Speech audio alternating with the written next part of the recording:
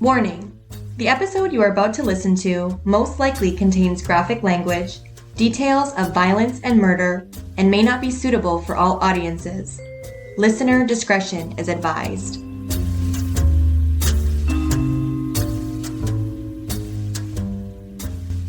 Hey everybody! Welcome to Murder with My Mother. We are back for another week.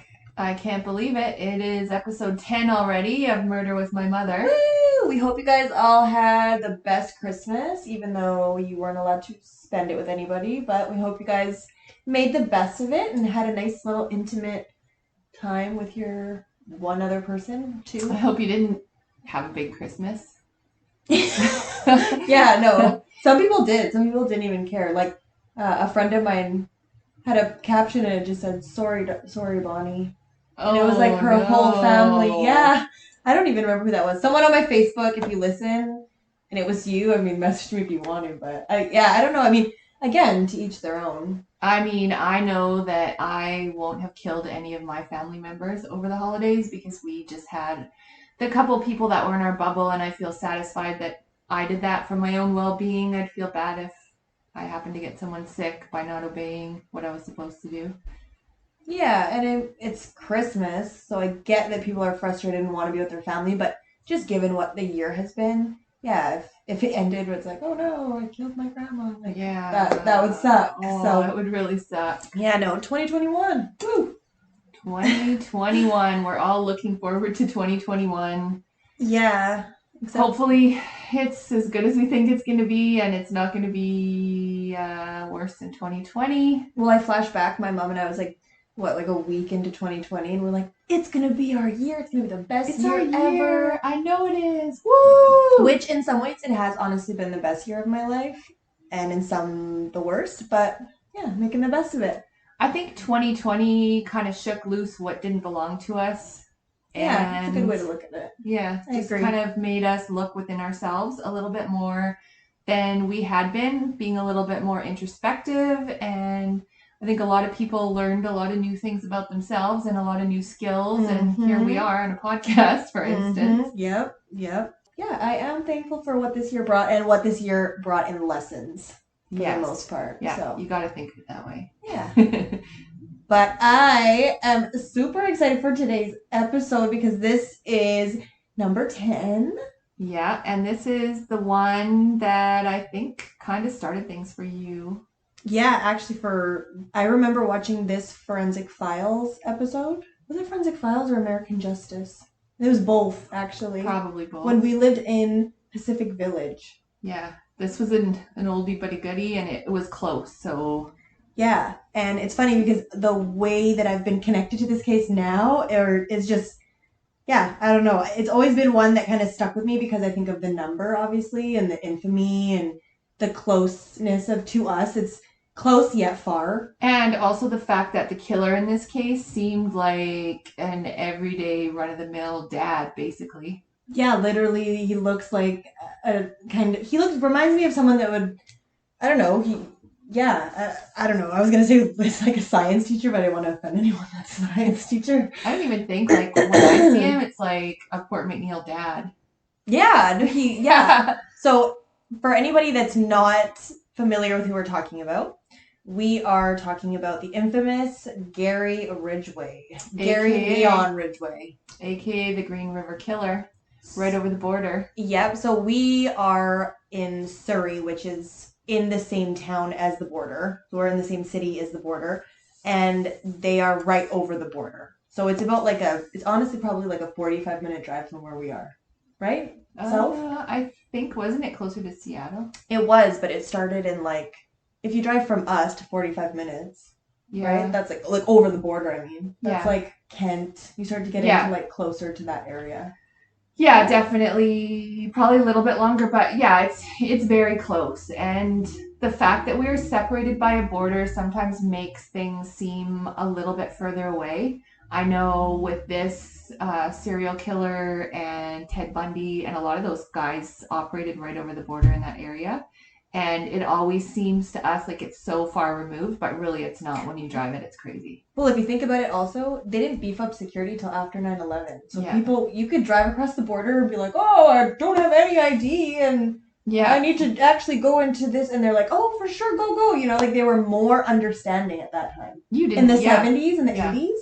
You didn't need anything. And as you know, and as you're going to talk about, he was right in this area, parallel to the life that you're living right now. I mean, in that exact place. Yeah, no, I don't. It's creepy because like I have like stories from other coworkers that are like, yeah, no, people knew him. He worked at a truck painting plant for the company that I work for, and there is some infamy attached, obviously, because it actually is what linked him to some of the bodies. That's kind of what they got the first hit on, was because he was a truck painter, and they used a specific kind of paint for Kenworth, the company, that was broken down by a scientist forensically and linked eventually when they could start to do stuff like that, because he started committing murders in the early 80s and they didn't catch him until 2000 something. Yeah, like he had a 2001. long joyride.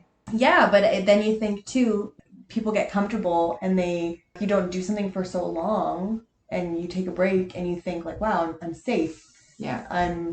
No one's going to catch me. They forgot about it, or, you know, they have no way of catching me. Well, and as we have seen with several of our previous cases, that's kind of linked to the personality of the serial killer also. The sense of being smarter and greater and more wily than...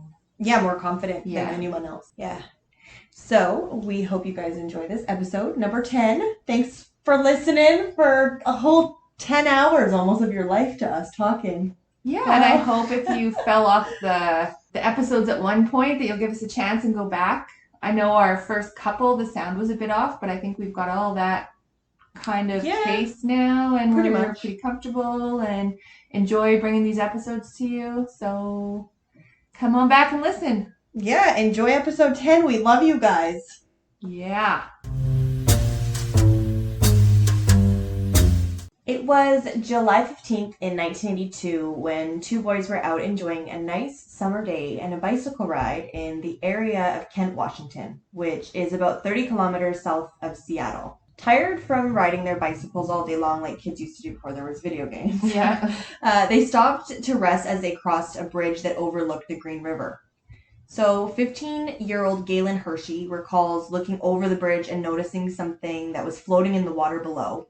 So every time when we talk about this, how kids, or we haven't talked about a child discovering a body yet, but every time I feel like people are literally doing like remember canoeing? Yeah. You're walking your dog on a nice, like, in a beautiful park. You find a little, it's like, okay, so these kids were riding their bikes on a nice day. They stop to rest and they see what looks like a mannequin in the water. So, which, I don't know.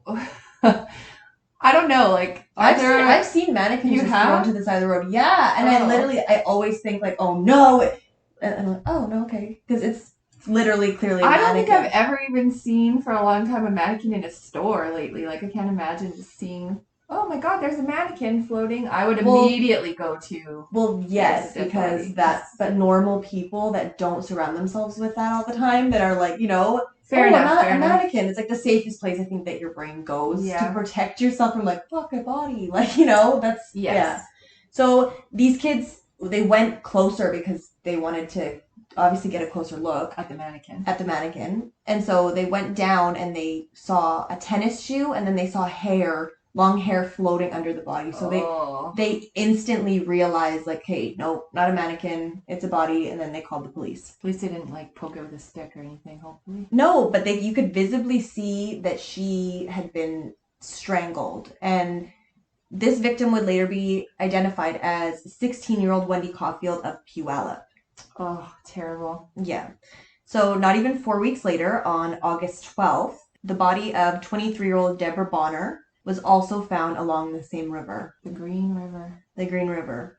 The next day, literally on August 13th. When they started looking around the area. Yeah, the bodies of 17-year-old Cynthia Hines, 31-year-old Marcia Chapman, and 16-year-old Opal Mills were all discovered feet away from each other in some brush that followed that exact same river, the Green River. And all of these victims had also been strangled. So obviously, imagine in 2 days you're finding 5 bodies, and they've all been strangled, and they're all right beside each other. Yeah, clearly linked, and the fact that no one encountered them before was probably just a lucky happenstance, really, many people.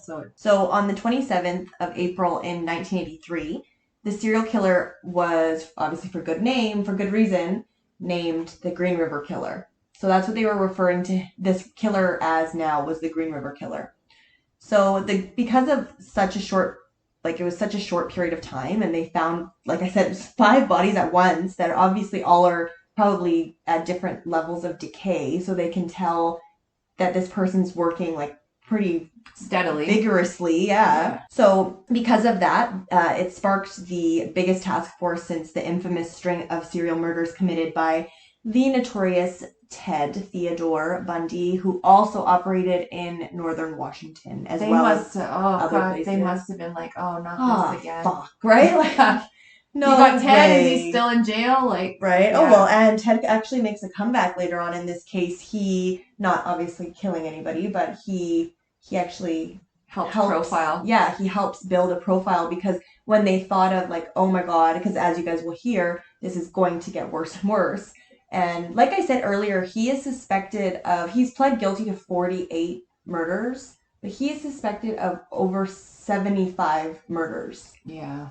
So that's all he confessed, you guys will hear, but it's ruined the whole case for you. Sorry, we but no, he's very infamous, right? I mean, you guys, the story is what is the kicker, so hopefully you guys stick around. Imagine they're anyway, we know what happened. See ya. So, like I said, obviously these detectives were probably having PTSD, because they were definitely. Man, again, because Ted Bundy was infamous, but this guy is already at 5 bodies, and this is 2 days that they just uncovered, and it wasn't happening. It wasn't that long after Ted Bundy either. So. No, so they're it was probably some of the same detectives, right? 100%, I think it was. Yeah. So on April 30th, so just 3 days after they dubbed this serial killer the Green River Killer, Marie Malvar her boyfriend describes it as she was getting into a man's truck. So the boyfriend was in a parking lot afar across the street watching. So he was a boyfriend, aka... Well, what I'm assuming here was that he was probably profiting, watching her as she was, getting into vehicles to work, because she was obviously a working girl. A lot of the girls that were killed by Ridgway were sex workers and runaways and young girls that were all by the Pacific Highway. So vulnerable. Very vulnerable, yes. So on April 30th, Marie Malvar disappeared. Her boyfriend was watching nearby as she hopped into a pickup truck with a really distinct paint job. He followed the pickup truck and saw what he thought looked like a struggle inside the truck. So he lost the truck, but he drove around and tried to find the truck, because obviously seeing that your girlfriend's getting in a fight with someone in a truck when you're supposed to be whatever he is to her, I'm sure his duty was to keep her safe, right? He must have felt so helpless too, not being able to keep her safe when he was watching from afar. Yeah, so he, like I said, he followed the pickup truck, but all he could really remember was the paint job, because it was very distinct. So what he did later is he drove around and around and around in a lot of the neighborhoods that were close, and he just looked for that truck, and he actually found it. And it was parked in somebody's driveway, and so he called the police, and the police went to the house, and it was the house of Judith and Gary Ridgway. And they knocked on the door. So Gary Leon Ridgway was born in Salt Lake City, Utah, on February 18th, 1949. He was the second of 3 sons, and they were born all to Mary and Thomas Ridgway. In 1960, they picked up and moved to what has been described kind of like a ghetto area, deprived area that's in Seattle. It's called McMicken Heights. And that was right by the highway, right? That's where most of the prostitution and stuff occurred. Yeah. On that highway. Yeah, and so Gary always described his house as kind of a troubled home.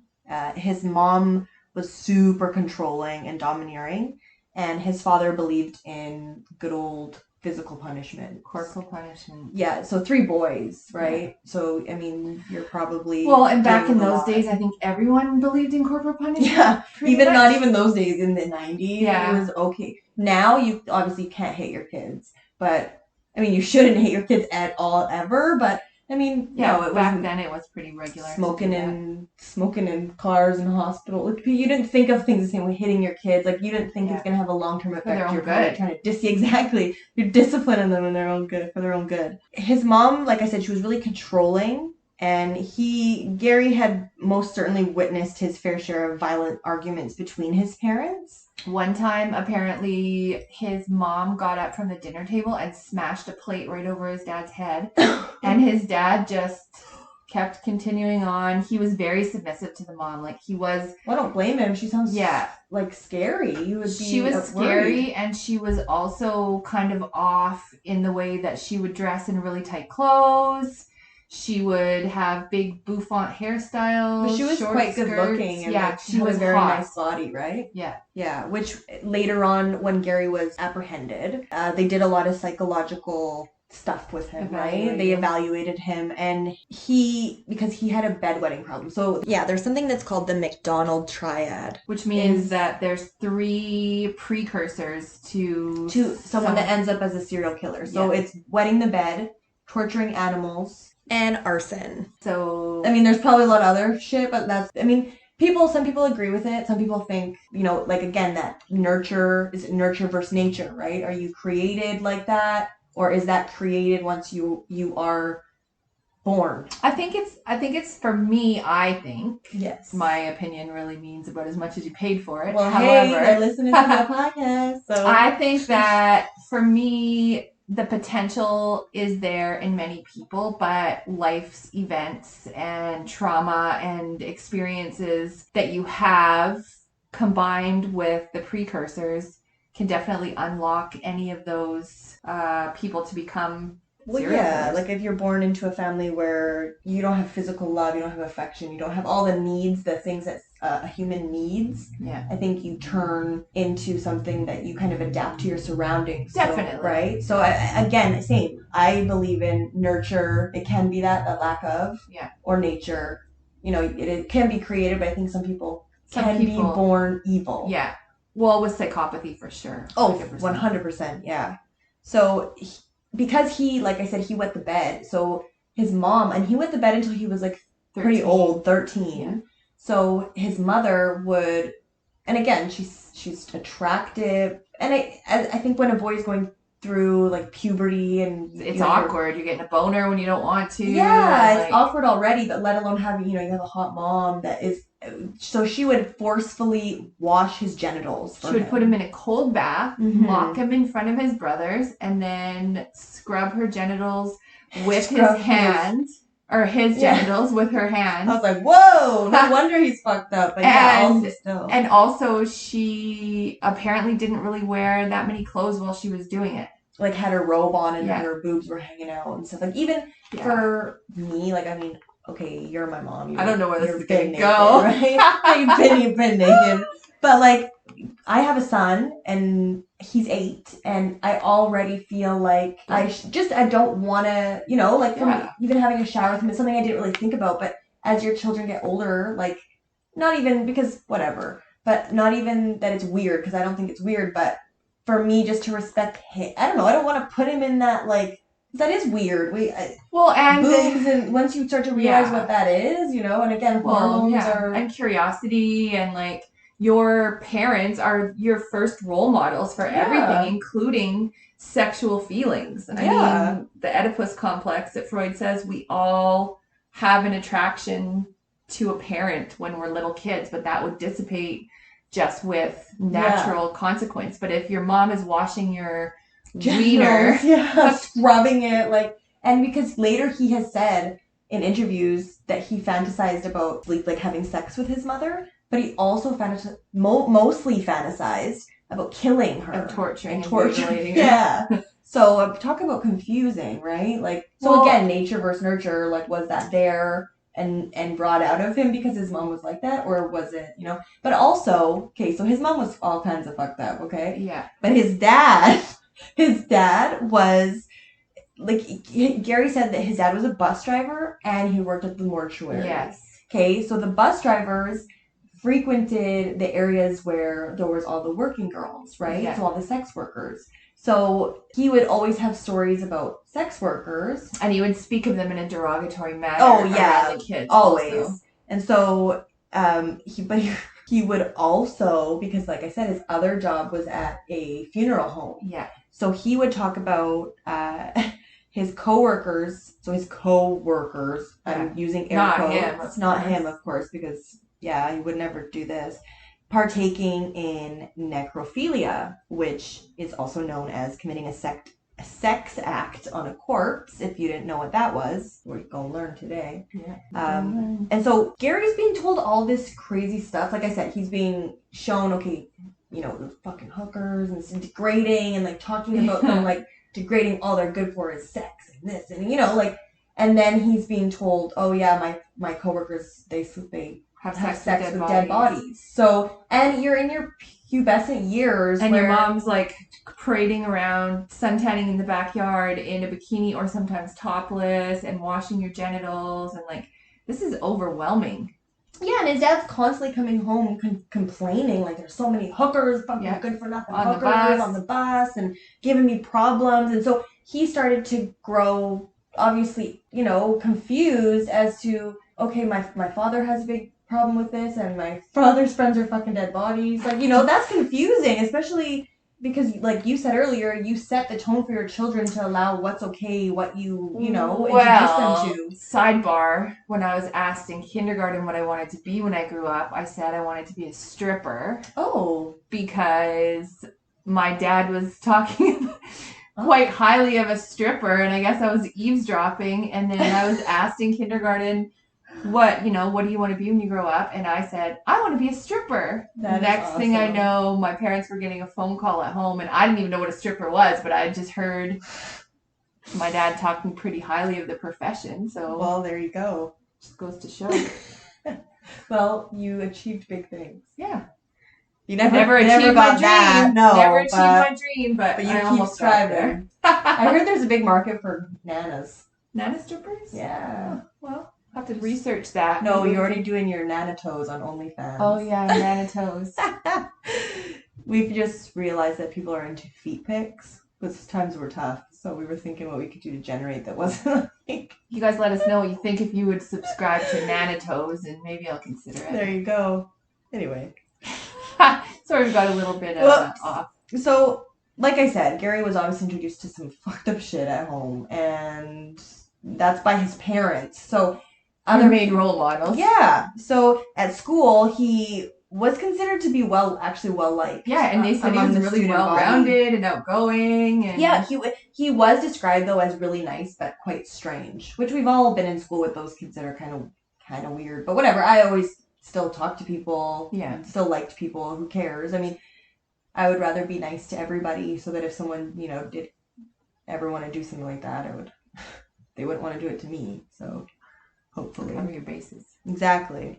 So, like I said, he was well liked, but as he aged and in his adulthood, he was often described as weird. Like, people just described him as that pretty much for his whole life. And when he was 16, he actually lured a 6-year-old neighborhood boy into the woods. And he coaxed him in there, like, come here, I want to play a game with you. Come over here, I want to show you something. And kind of got him deeper and deeper and deeper in the woods. And then he just stabbed the kid right through the ribs. What the fuck? Yeah, he just stabbed him. And then he started laughing. And he said to the kid, and the kid told an adult later, he said, well, I always wondered what it would be like to kill someone. And then just left the boy there and walked away. And the kid could never, he described... He was 6, right? Like 6-year-olds don't pay attention. No. Right? And so he described him, but he didn't know his name. Caught. He never got caught for it. Yeah.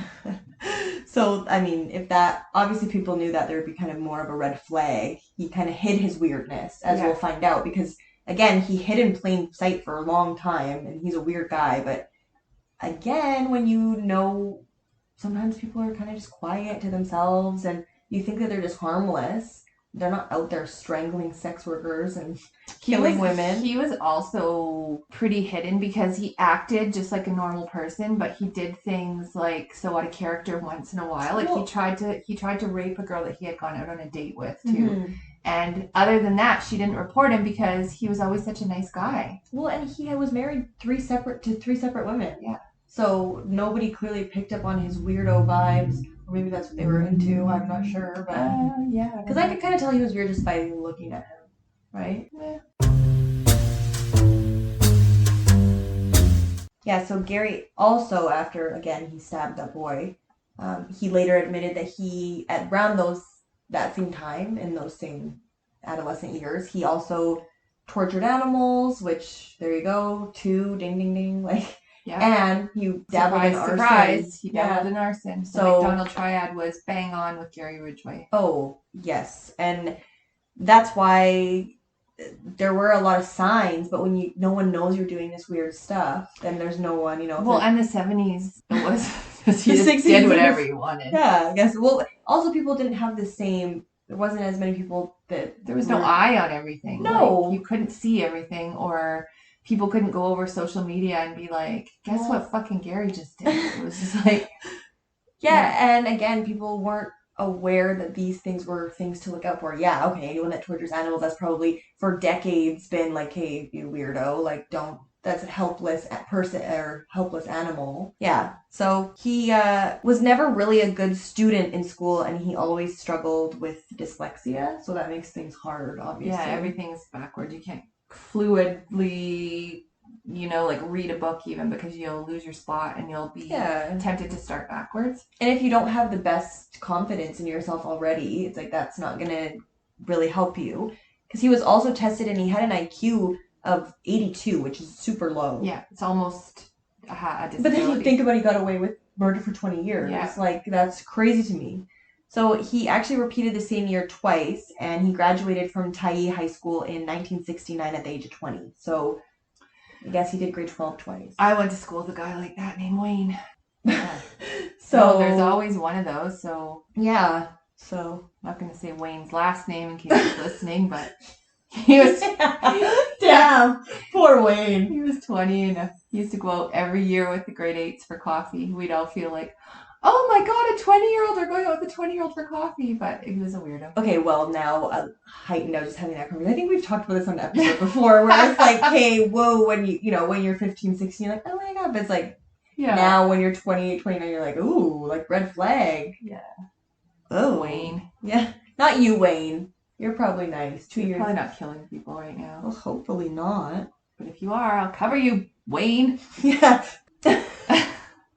So he actually ended up marrying a girl that he was with since high school, and her name was Claudia Craig, and they got married in August of 1970, so just the year after they graduated. So he was 21 when he got married, and pretty soon after he got married, he actually joined the U.S. Navy, which you actually find with a lot of serial killers as well. Yeah, they were in I agree. Some kind of armed forces. Part of the fourth triad. Yeah. The quadriad. What would that be? Quad? The quiad. Wouldn't it? Oh. So he was deployed like right away. Because he served aboard a supply ship, and he went out and he was deployed into the Philippines. So in the Philippines, he started frequenting sex workers, which you have to think, okay, you listen to your dad complain about them all the time. So it's probably like a pretty general topic in his household. He said he had to frequent sex workers because he was away from his wife. Like, he didn't actually say like that. That was just like he had to. But I'm saying like, you could meet somebody at a restaurant and like do it the old-fashioned way. Or just jerk off. Yeah, there you go. That's what I do. Yeah, nice. So how many money for sex workers in 2020? Well, good thing, because when he was there, he caught gonorrhea. And he got really mad. Snap. Yeah, I don't know why you would wrap up your willy, be so silly. But he got gonorrhea, and then he was choked, and then he actually just continued to have unprotected sex with sex workers. With gonorrhea? Or did he get it fixed? No, he got it fixed, but then he just continued. Like, he was just like, okay, fool me once, and then just like, fool me again, and get me again. Like, he didn't really seem to really care. But while he was off paying for sex in another country, his wife at home, Claudia, was having an affair. With one of his friends, actually. Yes. And so he often referred to her as a whore. Nice. Yeah. It's what you want your husband to call you. When you're out having sex with sex workers in a foreign country and getting STDs, but she's a whore. I know you are, but what am I, Gary Ridgway? Right? Yeah, like I'm rubber, you're glue, Gary. Yeah. Fucking weirdo. So because of this, obviously, they didn't last very long. And she left him, and he was really mad when she left him. Oh, yeah. Like, super duper mad. And that actually kind of threw him off, and his hatred towards women just started to grow. And he actually was honorably discharged in 1972 from the Navy, and he returned back to Renton and lived there. And he started working at the Kenworth trucking plant in Renton, which Renton is located about 20 minutes south of Seattle. And he would actually work there until his arrest. Like I said, it has forensically linked him to the paint of the Kenworth plant where he worked for 29 years. Can you imagine working with the same kind of weird guy, but just like a regular old Gary, and then all of a sudden, like, you're watching all of these murders unfold on your local news, and the city's paralyzed, and then Gary from the paint shop. Oh, from the paint line? Yeah, Gary from the paint line, like weird Gary. Oh my god. Yeah. That's just like, that puts a whole new spin on it. Yeah, well, you don't know anybody. No, I know, that's true. And it's really creepy because I don't like to think of that, and I like to pride myself on having kind of a good energy reader of, okay, you're a weirdo, okay, you're a weirdo, but you're a fun weirdo. So, like, not having a risk, like, but sometimes, like, I remember when I was in Vegas once, and I had my purse behind me, and it was an expensive purse, and some people that are, like, looking to steal things know when an expensive item is there. Yeah. So the guy, but I remember him, he asked me for a smoke, and he was trying to get me to, like, pull my bag out.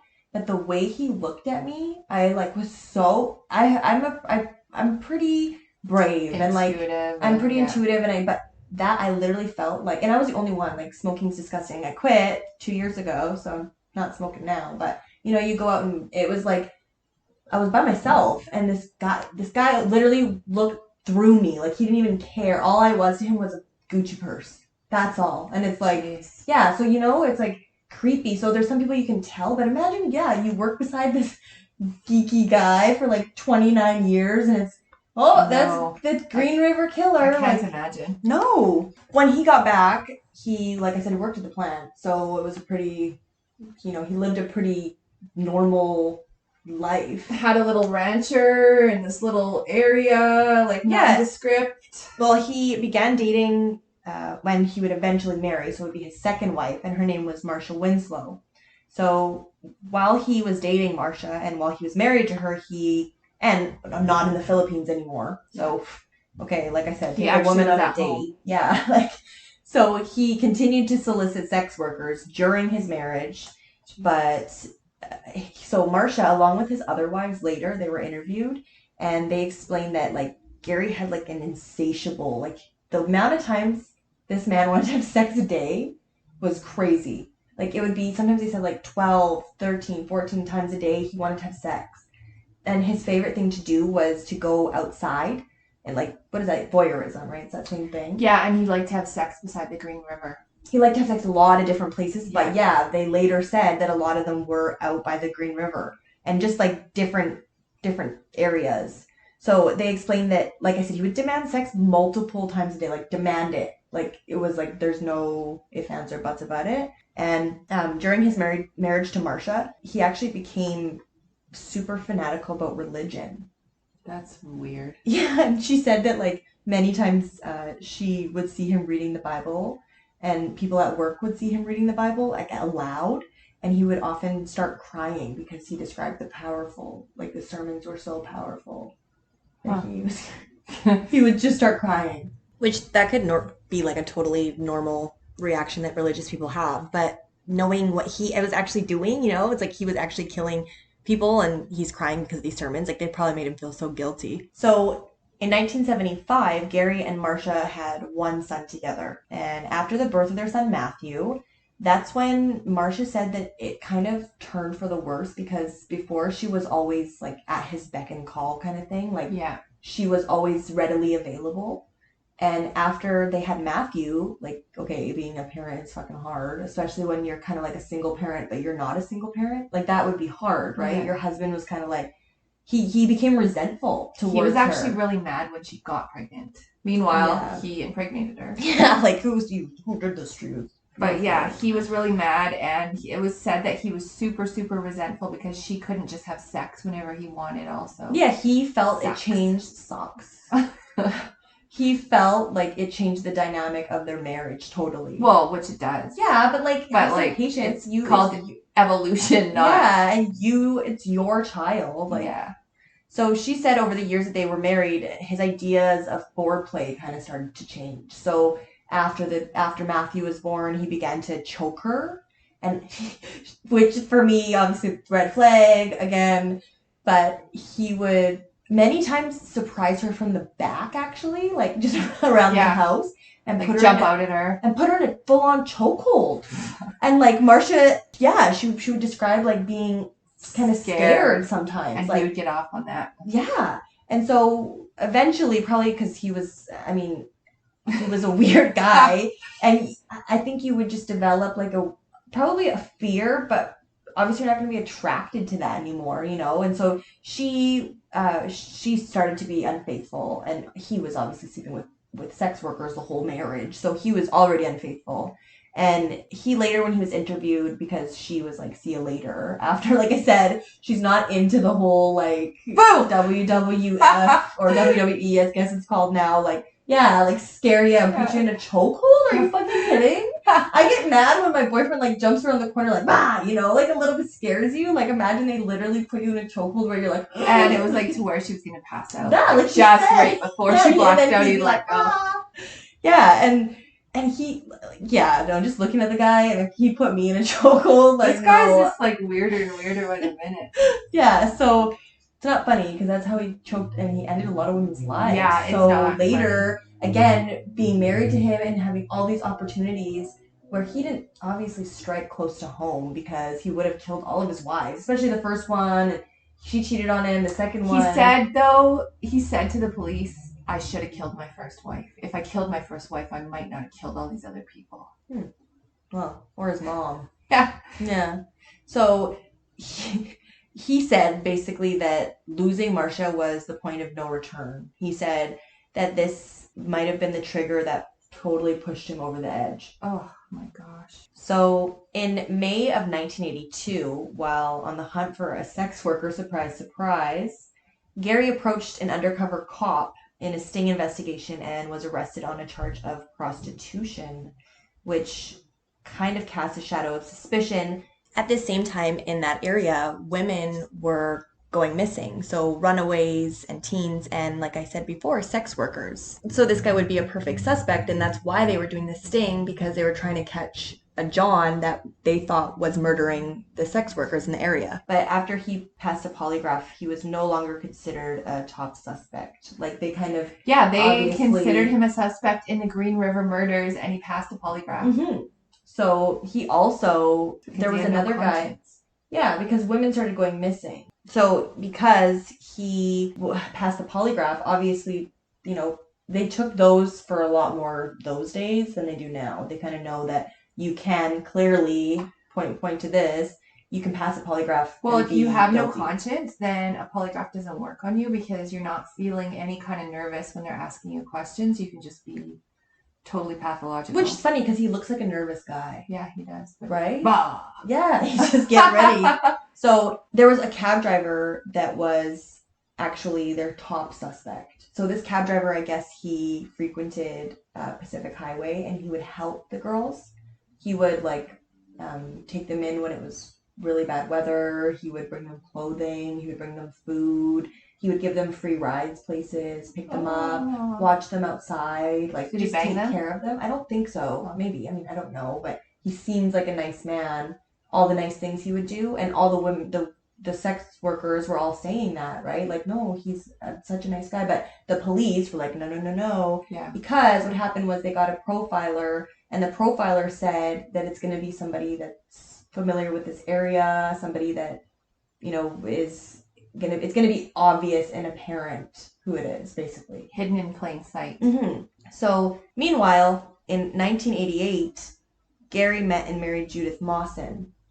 I saw an interview with Judith Mawson, and she was saying, she was pretty shook up in the interview because in hindsight, but she was saying what a nice man he was. He was really nice to her daughters. He would come home every day and be like, honey, I'm home. Yeah. And she would be like, oh, and it would be like a blissful embrace. She said that he had no carpet in his house for some reason when she moved in. Like the carpet had been ripped up, and he said, oh, I just rented this house and one of the kids shit on the floor or whatever. So then he let her. So then he let her pick out new carpet for the house. He moved her in. The only thing he was really guilty of in that marriage was saying he had to work late a lot. And she said in hindsight now, when all those days that he said he would have to work late were actually days that he was murdering sex workers or runaways or whoever else he was murdering women. Yeah, so Gary was flashback to when Marie Malvar, right? So Marie Malvar went missing in 1983. So this is before he was married to Judith. So he married Judith in 1988, right? So before that, in 1983, he was questioned because when the boyfriend saw the truck in his driveway. So because, like I said, he was questioned earlier and polygraphed. Yeah. And women were missing, but the thing is, women weren't found. They were just going missing for all this time. But then, remember when all those bodies were found in August, it was like bam, bam, bam, bam, bam, right? And so obviously that's cash got found. Exactly. They found the bodies, and so that's what kind of led them to believe that the women that were already missing as well were murdered and just not found. Yeah. So just running away. Again, they went and they questioned Gary about his truck and the disappearance of Marie Malvar, and he completely denied knowing her and having any knowledge of where she could be. And he convinced them basically he wasn't their man. But looking at his record and seeing that he tried to pick up an undercover cop just the year before that, right? Yeah. That he thought was a sex worker. And actually, he was observed to be down there a lot. Mm-hmm. Like he was one of the regulars. Well, he would always paint his truck different. Like he would paint the vehicles he had. He would paint them because that's what he did for a living. Yeah, he painted trucks. Easy peasy. Yeah, lemon squeezy. Yeah. There you go. And so on May 3rd, 1983, 21-year-old Carol Christensen disappeared from along the Pacific Highway just south of Seattle, and her body was found 5 days later in a wooded area of Maple Valley, southeast of Seattle. So this body is the one that was found, and they were really confused because when the body was found, it had it's like a rope. They described it as a rope with 2 trout, like fish, strung over the body, with a bottle of wine beside it, with a pyramid of ground meat made and put on the body. So they were really confused, obviously, like, why would the person that killed this person be doing that, right? They were like, what's going on?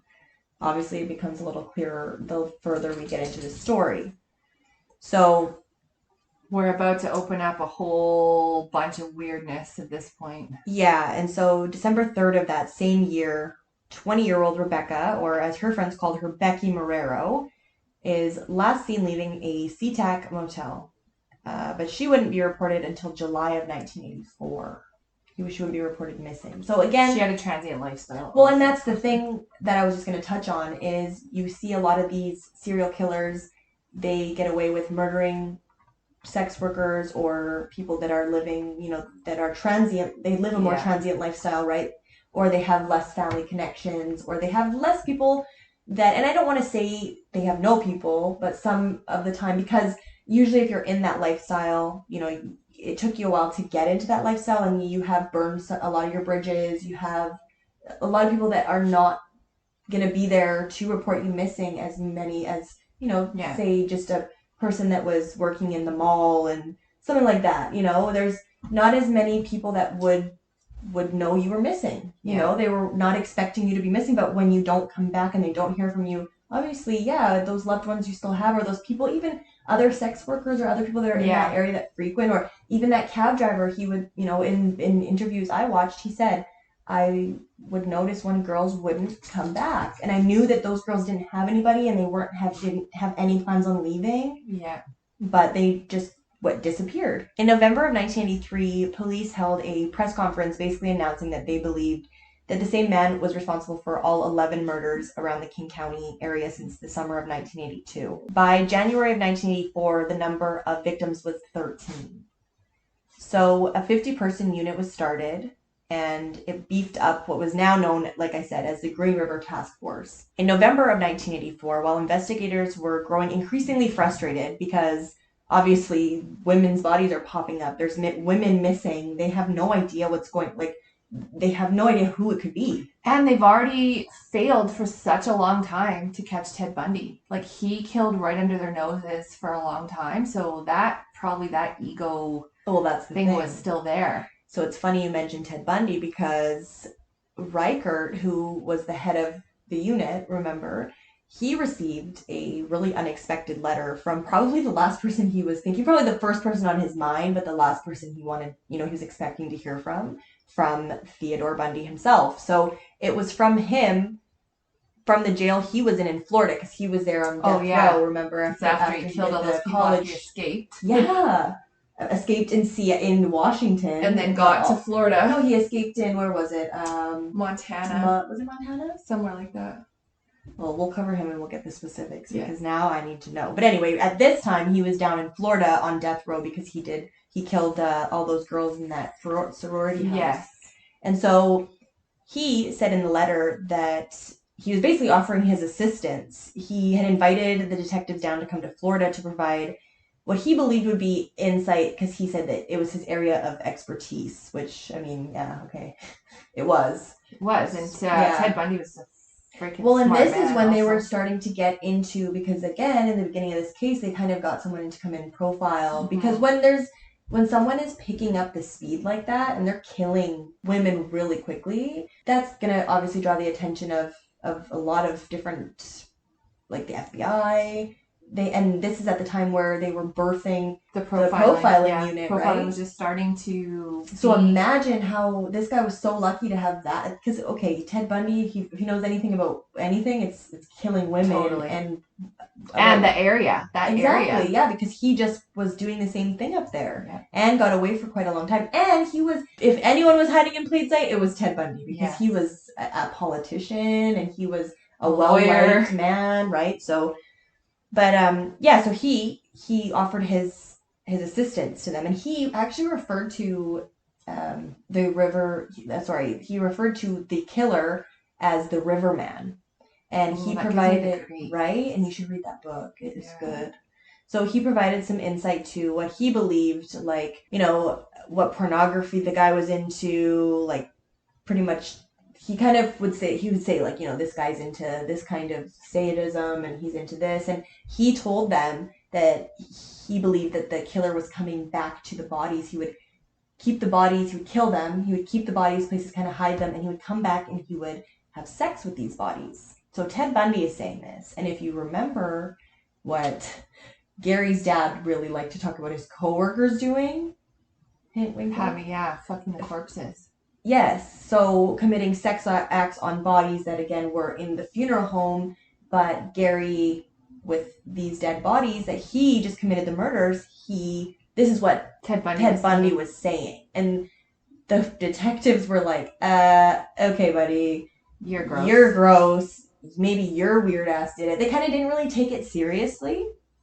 And they kind of passed. They pretty much just dismissed it as he was trying to gross them out. No, he was trying to gross them out, but he was almost going to be executed, right? So they basically felt that he wanted to make himself more useful than he was. Straws. Exactly. Because he's a desperate man, right? Yeah. And at this time he was like whatever. Yeah, We'll get there. Yeah, exactly. So they went back up to Washington and they pretty much said, okay, we'll take it with a grain of salt, and it didn't really help them. I mean, what they did say is he said you should stake out one of the bodies.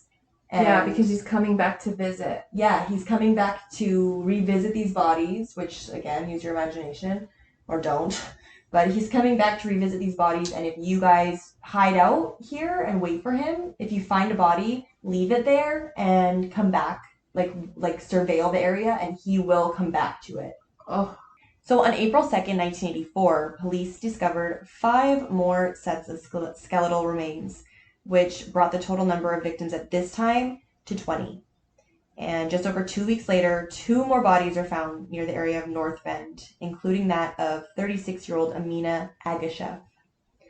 And by December that same year, the body count was 28. Holy crap. And with people still missing, right? 14 women were still missing. Oh. So I think that we're going to leave you guys on a cliffhanger here. Even though we kind of promised we wouldn't do that last time. But what do you guys love us for, right? Yeah, this case is just so, we want to cover it nice and in depth and give you all the details, because this one is definitely a mind bender, and it's terrible, it's horrible, and there's a lot of details to share with you. So we are going to leave you guys for 2 more weeks again, and we'll come back and get to the amazing conclusion, and all the stuff that comes out is crazy. Yeah, so Gary Ridgway said that he killed so many women that he had a hard time keeping them straight. So for someone to say that, imagine what's about to come, because we're at 28 and he's suspected of up to 70. Yeah. So come back. We will allow you to hear our voices. I always say, like, we'll see you in 2 weeks. So I had to think of something else clever to say. Like, come back and listen to us in 2 weeks. 2 more weeks. 2 weeks. And the next time we talk to you guys, it will be 2021. And everything will be better. And COVID will go away, and everything will open, and we'll be able to go to the nightclubs and dance. But even though we have a broken back and we're old and I'm tired. Brown said that it was going to disappear just as quickly as it came, so we'll see if...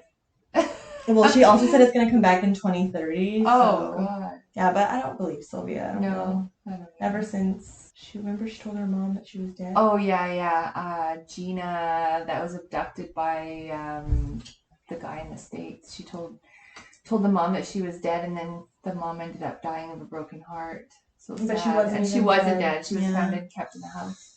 Oh, anyway, off topic, I guess. Anyway, the next time we see you guys, next time you hear us, it will be 2021. So we hope you guys have a safe and quiet, secluded New Year's. Secluded New Year's, as orders. Not a party with 50 people and no masks. Yeah, wear your mask. If you're gonna go out, don't go out. Oh, sorry. I mean, if you're gonna go anywhere, like if you're gonna go get groceries, obviously everywhere you have to wear a mask now. It's mandated, but don't hug everyone at a party. Don't go to any parties. There shouldn't be any parties happening. But yeah. My friend lives down at the beach, and she's getting no sleep because people are partying in parking lots now all night long. Oh, fun. The police have had to come and break up parties like every single night. But you know what? That's just a normal thing for teenagers to do. COVID or not. COVID. Yeah, and everyone, you're just parking lot pimping. Really feeling sorry for, it's been a long haul at this point. Oh, it's been almost a full year of this shit. Well, yeah, and it's frustrating, but it's like, okay, hopefully we got 2 vaccines that are approved here. Hopefully this shit gets flowing pretty soon, and we go back to normal life. But I just heard that there is one of those variant cases that was just found on the island. Oh, there's 2 on the island, and there's a bunch elsewhere in Canada. So that one's not more deadly, right? It's just more transmittable. It spreads easier apparently, but it's mutating the virus. So I thought it was already spreading pretty easily. Yeah, 7 times. I can't remember the numbers, but I don't profess to be an expert. I just want it to go away. So fingers crossed. Yeah. Well. Yeah. God. Yeah. This year aged me like at least 4 years. Look at me. You look great. I look 47. You are 47. You look great. You look like great. Nanatoes. Great Nana. Yeah. Anyone interested in more info about Nanatoes, you can contact my mom at nanatoes@onlyfans.com. No, I'm just kidding. And if someone already has that name, don't pay them homage because it's not me. Yeah. Save your money till the real Nanatoes comes out. Imagine. We should really start that. Anyway, we wish you a happy and safe new year, everybody. And again, thank you for supporting Murder with Your Mother. Or wait. Don't murder anyone with your mother, I'm saying. And murder with my mother. Thank you for supporting us. Thank you for listening, everyone. And we'll talk to you in 2 more weeks. And in 2 weeks, you can hear us talk murder with my mother. Love you guys. Bye.